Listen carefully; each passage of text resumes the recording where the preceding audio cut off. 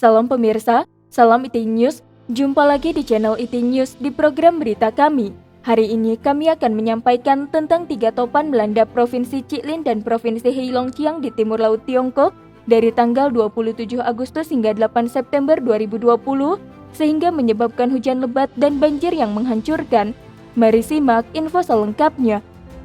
Bencana alam masih melanda daratan Tiongkok. Kementerian Manajemen Darurat Tiongkok mengatakan pada tanggal 8 September 2020 bahwa ketinggian air di 23 sungai utama di Provinsi Heilongjiang telah mencapai tingkat peringatan tertinggi, tetapi dikatakan curah hujan tambahan diperkirakan terjadi sampai tanggal 11 September 2020. Ketinggian air di 5 sungai naik di atas ambang batasnya, yang berarti tanggul dapat jebol kapan saja. Kementerian tersebut mengatakan keadaan serupa terjadi di Provinsi Jilin. Dalam video online, terdengar para petani berteriak, "Ya ampun, bagaimana saya hidup?"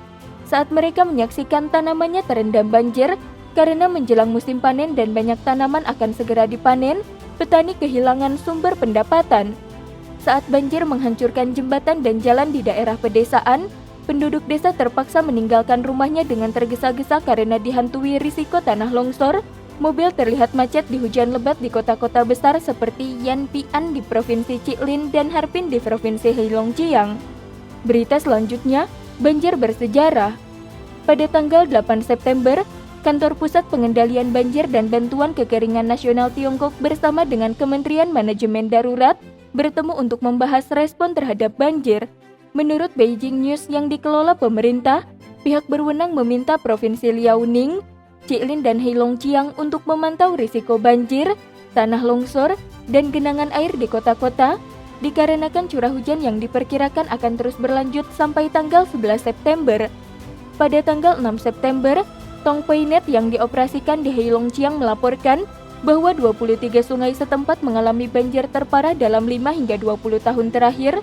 Pada tanggal 9 September, Xinhua yang dikelola pemerintah melaporkan bahwa lebih banyak sungai mengalami banjir, di mana 25 sungai mencapai di ambang batas peringatan.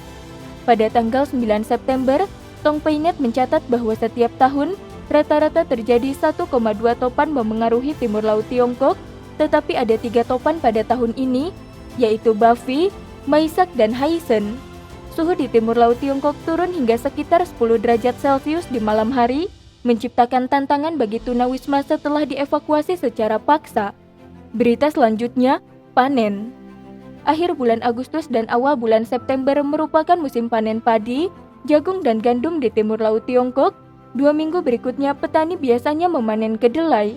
Heilongjiang adalah salah satu produsen utama jagung, kedelai, dan beras Japonica.